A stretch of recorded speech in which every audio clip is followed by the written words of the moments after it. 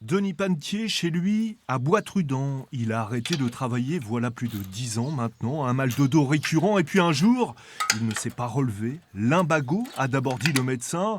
8 jours plus tard, comme ça n'allait pas mieux, on a fait des examens plus poussés. Donc on a fait une prise de moelle osseuse dans le sternum. Ça a été analysé aussitôt. Et le lundi matin, je rentrais à Cesson et le mardi, j'avais ma première chimio et qu'il fallait faire en urgence. Et donc j'ai eu pendant 10 ans de la chimio. Myélome multiple, cancer de la moelle osseuse. Aujourd'hui, si Denis peut bricoler ses motoculteurs, c'est qu'il est sous morphine.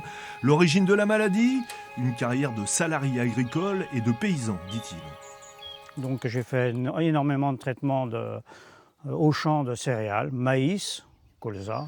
J'ai fait du triage de céréales. J'ai fait de l'ammoniac pendant de nombreuses années, sur maïs et sur prairie. Et j'ai été dans une ferme, j'ai fait de nombreux lavages de porcherie avec des produits très nocifs.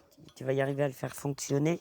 Sa maladie, il la combat tous les jours aux côtés de son épouse, Isabelle. Le couple avait déjà perdu des proches qui régulièrement manipulaient des pesticides, mais avant que ça ne leur tombe dessus, ils ne voulaient pas croire à la relation de cause à effet. On ne pensait pas que ça pouvait venir de ça, quoi. Et donc le myélome a été reconnu en 2020 comme maladie professionnelle au niveau des produits utilisés. Mais avant, il n'était pas reconnu maladie professionnelle. Denis a aussi été épaulé par le collectif de soutien aux victimes des pesticides, comme son ami Jean-Claude, atteint de Parkinson. Parmi les combats de ce collectif, une simplification des démarches et une prise en charge des indemnisations des rentes par les fabricants de pesticides. Là, c'est la double peine. On est malade et c'est notre régime social qui va nous indemniser. Et non, c'est aux responsables, c'est à ceux qui ont fabriqué ces produits, qui les ont vendus, qui les ont répandus dans les campagnes, de payer la note. Que ce soit les pollueurs, c'est le vieux thème, que les pollueurs soient les payeurs.